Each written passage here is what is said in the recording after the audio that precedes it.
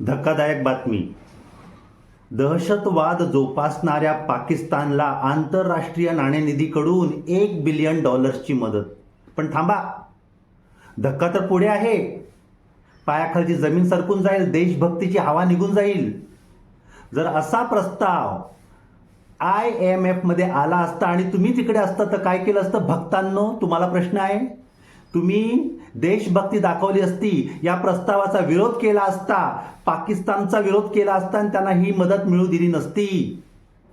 पण जो राष्ट्रप्रथम म्हणतोय त्यांनी काय केलं? ज्या वेळेला प्रस्ताव आला त्यांनी प्रस्तावाचा विरोध करण्याच्या ऐवजी, पाकिस्तानचा विरोध करण्याच्या ऐवजी तटस्थ राहिला. तो तटस्थ राहिला म्हणून पाकिस्तानला अप्रत्यक्ष मदत झाली आणि सहजपणे $1 बिलियन मिळाले. हा देशद्रोह आहे.